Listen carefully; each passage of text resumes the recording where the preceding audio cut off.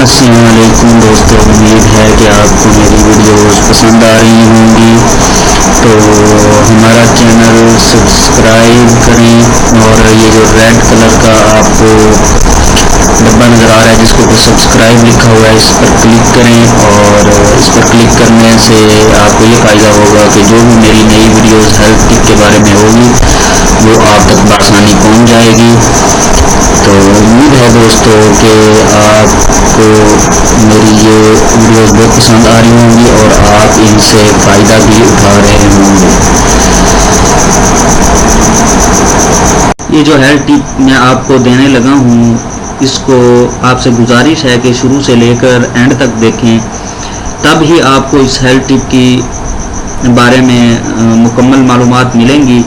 تو میں جو بھی ویڈیو دیتا ہوں آپ شروع سے لے کر اینڈ تک لازمی دیکھا کریں، کیونکہ ہر ویڈیو میں جو بھی ٹپ میں دیتا ہوں اس میں مکمل انفارمیشن دیتا ہوں، اور ساتھ ہی اس کا علاج کا طریقہ کار اگر موجود ہو تو میں وہ بھی آپ کو بتا دیتا ہوں۔ تو پلیز میری ویڈیو شروع سے لے کر اینڈ تک لازمی دیکھیں، اس سے آپ کے نالج میں بھی اضافہ ہوگا اور آپ کو اس ٹپ کے بارے میں اگر اس میں علاج دیا ہوا ہے تو وہ بھی آپ اس کے متعلق جو میں ویڈیو بنا رہا ہوتا ہوں اس کے متعلق جو بھی علاج ہوگا وہ بھی میں آپ کو بتاؤں گا۔ تو پلیز شروع سے لے کر اینڈ تک لازمی ویڈیو کو دیکھا کریں۔ السلام علیکم دوستوں، امید ہے کہ آپ سب خیریت سے ہوں گے۔ آج میں آپ کو یہ بتاؤں گا کہ جس کو دل کا دورہ پڑنے والا ہو تو اس کی علامات کیا ہیں، ہمیں کیسے پتہ چلے گا کہ اس کو دل کا دورہ پڑنے والا ہے کسی بھی شخص کو۔ آج کے دور میں دل کی بیماری عام ہو چکی ہے اور انتہائی خطرناک صورتحال اختیار کر چکی ہے۔ اکثر لوگوں کا خیال ہے کہ اس بیماری کی کوئی علامت نہیں ہوتی، لیکن یہ حقیقت نہیں ہے۔ ہارٹ اٹیک کی متعدد عام علامات ہیں، لیکن دل کے دورے کے شکار بننے والے اکثر افراد ان علامات سے ناواقف ہوتے ہیں، یہاں تک کہ دیر ہو جاتی ہے۔ اکثر مریضوں میں جب یہ علامات ظاہر ہوتی ہیں لیکن وہ انہیں نظر انداز کر دیتے ہیں اور علاج نہیں کرواتے، لیکن ایسا کرنا خودکشی کرنے کے مترادف ہوتا ہے۔ ہم یہاں آپ کو چند ایسی علامات بتائیں گے جو دل کا دورہ پڑنے سے 1 ماہ قبل بھی موجود ہوتی ہیں اور ان کی روشنی میں درست علاج کروایا جا سکتا ہے اور ہارٹ اٹیک سے محفوظ رہا جا سکتا ہے۔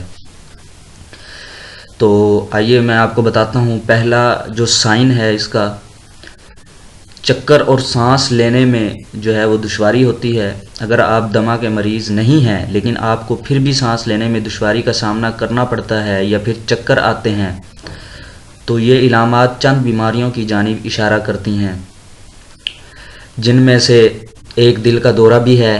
چکر آنا دل کے دورے اور دل کی بیماریوں کی عام علامت ہے، بالخصوص اس وقت جب آپ کو چکرانے کے ساتھ ساتھ سانس لینے میں دقت بھی ہو رہی ہو۔ نمبر 2، مسلسل بیمار رہنا، یعنی جو دوسرا سائن ہے، اگر آپ کو اکثر قے آنے، پیٹ میں درد، بدہضمی یا پھر بیماری کی کیفیت طاری رہنے کی شکایت پیش ہے تو یہ بھی ایک دل کے دورے یا ہارٹ اٹیک کی جانب ہی اشارہ ہے۔ آپ کو چاہیے اس بارے میں ضرور اپنے معالج کو آگاہ کریں۔ تیسرا جو سائن ہے وہ سینے میں درد کا ہونا۔ سینے میں اٹھنے والی تکلیف دل کے دورے کی ایک بہت ہی عام علامت ہے اور خوش قسمتی سے اکثر لوگ اس بارے میں آگاہی بھی رکھتے ہیں۔ دل کے دورے کا سبب بننے والا یہ درد مختلف وجوہات کی جانب سے ایک اشارہ بھی ہو سکتا ہے، جس میں پٹھوں کا کھنچاؤ، وٹامن یا پھر معدنیات کی کمی شامل ہے۔ طبی ماہرین کے مطابق دل کے دورے کا درد سینے کے دائیں جانب یا پھر وسط سے تھوڑا سا بائیں جانب ہوتا ہے۔ چوتھا سائن جو ہے وہ غیر معمولی درد جیسے کہ گردن وغیرہ کی تکلیف، یہ بھی دل کے دورے کا سبب ہو سکتا ہے۔ یہ درد جسم کے ایسے حصوں میں ہوتا ہے جن کا بظاہر دل سے کوئی تعلق نہیں ہوتا۔ ممکن ہے کہ اس درد کا آغاز سینے کے درمیان سے ہو اور پھیلتا ہوا گردن یا پھر جبڑوں تک جا پہنچے۔ بعض مریضوں کو اس کیفیت میں اپنی گردن اور جبڑوں میں شدید تکلیف کا سامنا کرنا پڑتا ہے۔ پانچواں سائن جو ہے وہ بے چینی ہے۔ بے چینی کی کیفیت بھی دل کی بیماری ہی کی جانب اشارہ کرتی ہے۔ اگر بے چینی کے ساتھ سر بھاری ہو رہا ہے اور چکر بھی آ رہے ہیں تو پھر اس بات کے امکانات میں مزید اضافہ ہو جاتا ہے۔